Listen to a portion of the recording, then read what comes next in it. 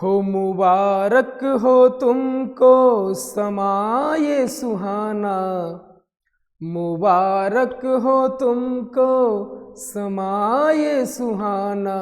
मैं खुश हूँ मेरे आंसुओं पे न जाना, मैं तो दीवाना दीवाना दीवाना, मैं तो दीवाना दीवाना दीवाना।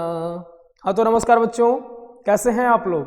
आशा करते हैं आप लोग अच्छे होंगे और आप लोग की पढ़ाई भी अच्छी चल रही होगी। तो प्यारे बच्चों, आज हम exercise 2 Hindi class 10 exercise 2 Hindi जो कि आपका 20 के दांत है और जिनके राइटर हैं नलिन बिलोचन शर्मा, आज हम उसके ऑब्जेक्टिव क्वेश्चन करने वाले हैं। तो चलिए स्टार्ट करते हैं। क्या है ना, आप लोग साथ साथ में आंसर भी देते चलेंगे क्योंकि आप लोग जो है इसके कहानी को और लेखक परिचय और इसके प्रश्न उत्तर को आप लोग पढ़ चुके हैं। तो आइए स्टार्ट करते हैं। तो फर्स्ट नंबर आपका जो प्रश्न है, 20 के दांत शीर्षक कहानी के कहानीकार कौन है। जो 20 के दांत कहानीकार हैं, 20 के दांत जो शीर्षक है, इस कहानी के कहानीकार कौन है। तो प्यारे बच्चों आइए, आपका ऑप्शन ए है मोहन राकेश, ऑप्शन बी है कमलेश्वर, ऑप्शन सी है प्रेमचंद एंड ऑप्शन डी है नलिन बिलोचन शर्मा। तो प्यारे बच्चों, आपको याद करवाया गया है कि 20 के दांत शीर्षक कहानी के कहानीकार हैं नलिन बिलोचन शर्मा। तो आपके राइट आंसर हो जाएंगे ऑप्शन नंबर डी। ठीक है, आइए नेक्स्ट क्वेश्चन, आप लोग साथ साथ में आंसर भी करते चलेंगे। गिरधर लाल कौन है। प्यारे बच्चों, आपको बताना है कि गिरधर लाल कौन है। ऑप्शन ए है कासू का पिता, ऑप्शन बी है मदन का पिता, ऑप्शन सी है रजनी का पिता एंड ऑप्शन डी है शेफाली का पिता। तो प्यारे बच्चों, गिरधर लाल कौन है। गिरधर लाल कौन है, तो गिरधर लाल मदन का पिता है। गिरधर लाल कौन है, तो गिरधर लाल मदन का पिता है, जो कि सेन साहब के यहाँ एक किरानी के पोस्ट पर काम करता था उनके कारखाने में, है ना। आइए नेक्स्ट क्वेश्चन, क्वेश्चन नंबर 3 है, मदन ने कासू के कितने दांत तोड़ डाले थे। मदन ने कासू के कितने दांत तोड़े थे। तो प्यारे बच्चों, आपको याद होगा कि ऑप्शन आपको पहले देख लीजिए। ऑप्शन ए है 3, ऑप्शन बी है 1, ऑप्शन सी है 2 एंड ऑप्शन डी है 4। तो आपको याद होगा प्यारे बच्चों कि मदन ने कासू के कितने दांत तोड़े थे। तो मदन ने कासू के 2 दांत तोड़े थे। ऑप्शन नंबर आपका हो जाएगा सी, यानी कि जब कासू लट्टू खेलने के लिए मदन से जब बोलता है तो उस समय जब हाथापाई होता है तो कासू के 2 दांत मदन तोड़ देता है ना। आइए नेक्स्ट प्रश्न देखते हैं। क्वेश्चन नंबर 4 है, नलिन बिलोचन शर्मा के माताजी का नाम क्या था।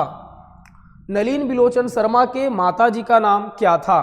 ऑप्शन ए है पद्मावती शर्मा, ऑप्शन बी है कलावती शर्मा, ऑप्शन सी है Ratnavati Sharma and option D है इंद्रावती शर्मा। तो प्यारे बच्चों, नलिन बिलोचन शर्मा जी के माताजी का नाम था रत्नावती शर्मा, यानी ऑप्शन नंबर आपका सी राइट आंसर हो जाएगा। आइए नेक्स्ट प्रश्न चलते हैं। नेक्स्ट है, नलिन बिलोचन शर्मा के कहानियों में किसके तत्व समग्रता से उभरकर आए। कहता है कि नलिन बिलोचन शर्मा के कहानियों में किसके तत्व समग्रता से उभरकर आए। ऑप्शन ए है राजनीतिकता का, बी है मनोवैज्ञानिकता का, ऑप्शन सी है सामाजिकता का एंड ऑप्शन डी इनमें से सभी। तो प्यारे बच्चों, इसमें जो है मनोवैज्ञानिकता का उभर करके आया है ना। आइए नेक्स्ट प्रश्न चलते हैं। क्वेश्चन नंबर 6 है, मोटर कार को किससे खतरा हो सकता था। मोटर जो कार था, है ना, स्ट्रीमल इंड जो काली चमचमाती 7,500 में आई मोटर कार था, उसको अगर खतरा था तो किससे खतरा था।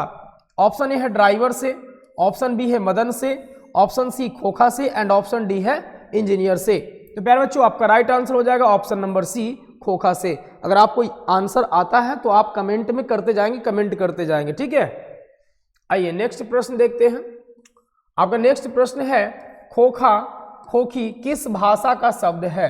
प्यारे बच्चों, खोखा खोखी जो शब्द है आखिर किस भाषा का शब्द है ना। तो खोखा खोखी आपका ऑप्शन है तमिल का, बी है भोजपुरी का, सी है बांग्ला का एंड डी है हिंदी का। तो प्यारे बच्चों, आपको जो है बांग्ला भाषा में बेटा बेटी को, बच्चा बच्ची को, है ना, खोखा खोखी कहा जाता है। खोखा मतलब बेटा, खोखी मतलब बेटी। तो ये बांग्ला भाषा का शब्द है, ठीक है। आइए नेक्स्ट चलते हैं। कहता है कि ऐसे ही लड़के आगे चलकर गुंडे, चोर, डाकू बनते हैं। यह पंक्ति कहानी के किस पात्र ने कही है? जो कहानी में जो पात्र है कि ऐसे ही लड़के आगे चलकर चोर गुंडे डाकू बनते हैं, यह जो है कहानी के किस पात्र ने कहा है? ऑप्शन ए है सेन की धर्मपत्नी, ऑप्शन बी है गिरधर लाल, ऑप्शन सी है सेन साहब एंड ऑप्शन डी है सोफर। तो प्यारे बच्चों ये जो है ये कथन सेन साहब का है ना। गिरधर लाल को बुलाकर और सेन साहब कहते हैं कि अपने बच्चे को संभालो, क्योंकि ऐसे ही बच्चे जो है आगे चलकर क्या बनते हैं? चोर गुंडे और डाकू बनते हैं। आइए नेक्स्ट प्रश्न देखते हैं प्यारे बच्चों, खोखा खोखी का अर्थ क्या है? तो देखिए प्यारे बच्चों आपका ऑप्शन ए है बच्चा बच्ची, बी है बाबा दादा, सी है भाई बहन एंड डी है आधा आधी। तो ये जो है खोखा खोखी का अर्थ है प्यारे बच्चों बच्चा बच्ची। तो आपका राइट आंसर हो जाएगा ऑप्शन नंबर ए हो जाएगा। ठीक है, नेक्स्ट प्रश्न देखिएगा, खोखा का क्या अर्थ है? खोखा का क्या नाम है? खोखा का क्या नाम है? ऑप्शन ए है कीसु, ऑप्शन बी है कुसु, ऑप्शन सी है कासु एंड ऑप्शन डी है केसु। तो प्यारे बच्चों आपका राइट आंसर हो जाएगा ऑप्शन नंबर सी कासु। खोखा का नाम क्या था? तो कासु नाम था। ठीक है, नेक्स्ट प्रश्न है, विष के दांत कैसी कहानी है? विष के दांत कैसी कहानी है? तो ऑप्शन ए है सामाजिक, बी है ऐतिहासिक, सी है धार्मिक एंड डी है मनोवैज्ञानिक। तो आपका राइट आंसर हो जाएगा ऑप्शन नंबर डी मनोवैज्ञानिक। ये जो आपका विष के दांत कहानी जो है वो मनोवैज्ञानिक कहानी है। ठीक है, आइए नेक्स्ट प्रश्न है, सेन साहब अपने पुत्र को बनाना चाहते थे। सेन साहब अपने पुत्र को क्या बनाना चाहते थे? आइए ऑप्शन आप देखते हैं, बिजनेसमैन या इंजीनियर, ऑप्शन बी है वकील, ऑप्शन सी है प्रोफेसर एंड ऑप्शन डी है डॉक्टर। तो आपका राइट आंसर हो जाएगा ऑप्शन नंबर ए बिजनेसमैन या इंजीनियर बनाना चाहते थे, है ना। सेन साहब अपने बेटे को खोखा को कासू को क्या बनाना चाहते थे? बिजनेसमैन या इंजीनियर बनाना चाहते थे, है ना। आइए नेक्स्ट प्रश्न देखते हैं, कहता है मदन अक्सर किसके हाथों से पिटता था? मदन अक्सर किसके हाथों से पिटता था? ऑप्शन ए है माता, ऑप्शन बी है सेन साहब, ऑप्शन सी है खोखा एंड ऑप्शन डी है पिता। तो प्यारे बच्चों मदन जो है अक्सर अपने पिता के हाथों पीटा जाता था, है ना। जो सेन साहब थे अक्सर मदन गिरधर लाल से शिकायत करते थे मदन के बारे में, और मदन हमेशा जो है पिता से वो क्या होता था? पीटा जाता था, है ना। नेक्स्ट प्रश्न देखिए, नलिन बिलोचन शर्मा के पिता का नाम क्या था? नलिन बिलोचन शर्मा के पिता का नाम क्या था? ऑप्शन ए है पंडित रामावतार शर्मा, ऑप्शन बी है पंडित कृष्णावतार शर्मा, ऑप्शन सी है Pandit Mrityunjay Sharma and option D है पंडित दशावतार शर्मा। तो आपका राइट आंसर हो जाएगा प्यारे बच्चों ऑप्शन नंबर ए पंडित रामावतार शर्मा। ठीक है, पंडित रामावतार शर्मा, ये आपका राइट आंसर हो जाएगा। आइए नेक्स्ट प्रश्न देखते हैं कि सेन साहब ने किसे खूब फटकार लगाई? कहता है सेन साहब ने किसे खूब फटकार लगाई, यानी किसे खूब डांटा? तो ऑप्शन ए कहता है गिरधर लाल को, बी खोखा को, सी में है मदन को एंड डी शेफाली को। तो प्यारे बच्चों आपका राइट आंसर हो जाएगा ऑप्शन नंबर ए गिरधर लाल को सेन साहब ने खूब फटकार लगाई, और सेन साहब गिरधर लाल को फटकार लगाई और गिरधर लाल अपने बेटा को जाकर मदन को जाकर पिटाई कर दिया, है ना। नेक्स्ट प्रश्न है, विष के दांत कहानी किस वर्ग के अंतर विरोधों को उजागर करती है? विष के दांत जो कहानी है किस वर्ग के अंतर विरोधों को उजागर करती है?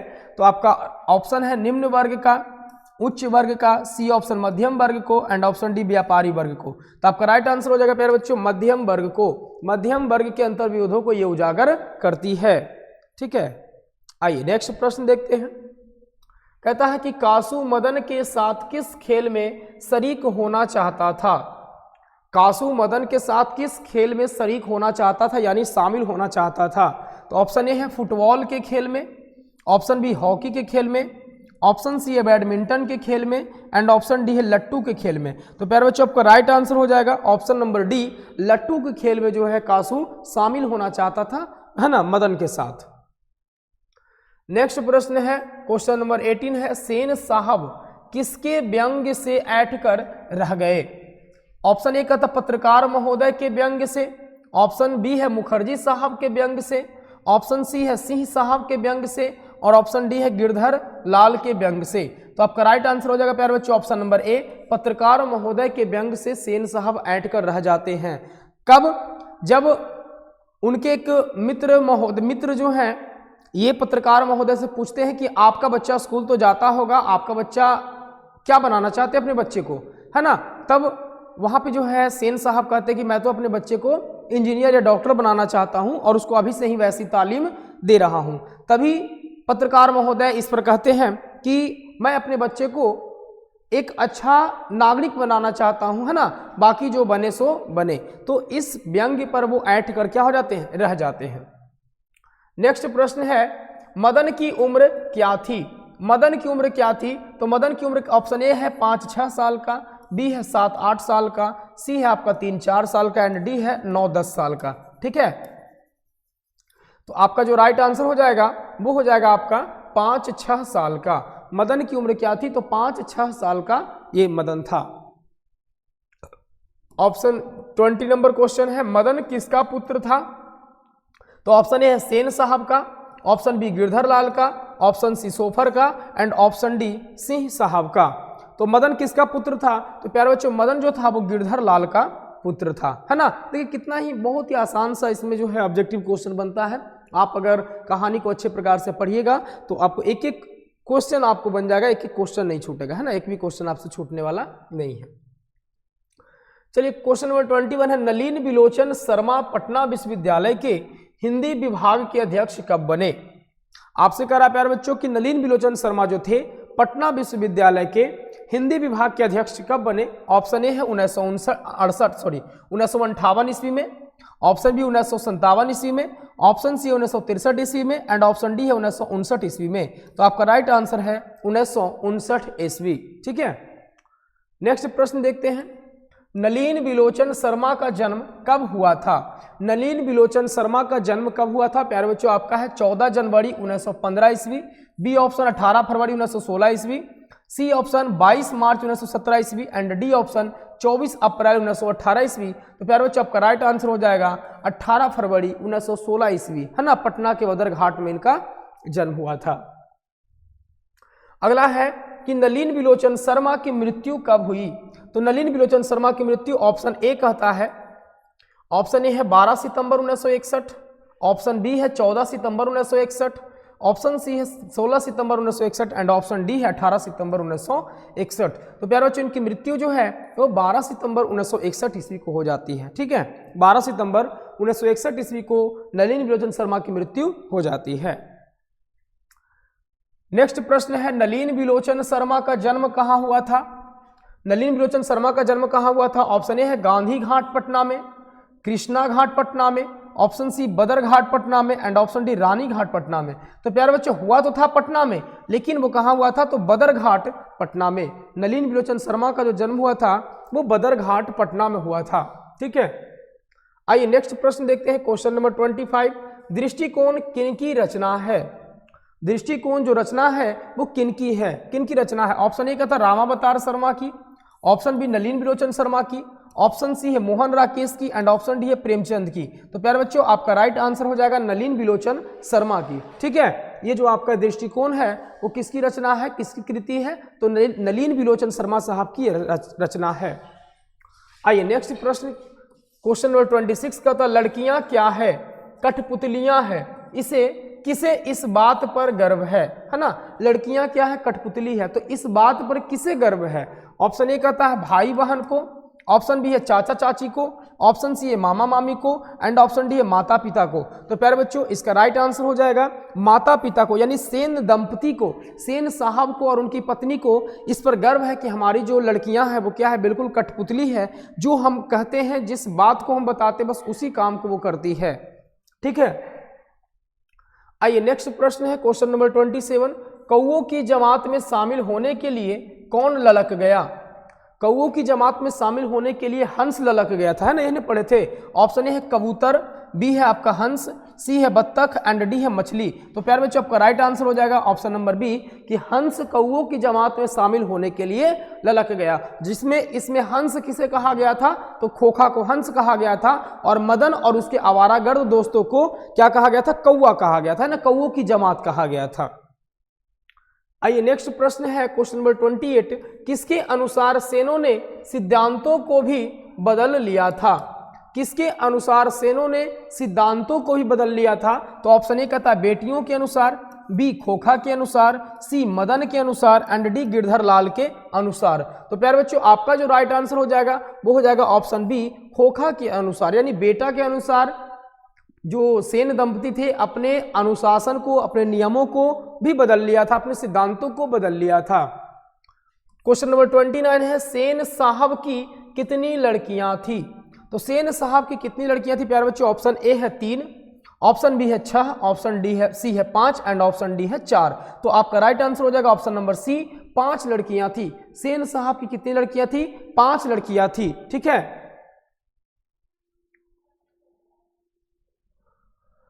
क्वेश्चन नंबर 30 है सोफर शब्द का अर्थ क्या है? तो ऑप्शन ए कहता है सभ्यता, बी है संबंध, सी है निर्ममता एंड डी है ड्राइवर। तो प्यारे बच्चों आपका राइट आंसर हो जाएगा ऑप्शन नंबर डी ड्राइवर। ठीक है, तो यहाँ पर ये आपके टोटल 30 क्वेश्चन ऑब्जेक्टिव थे एक्सरसाइज 2 से, है ना।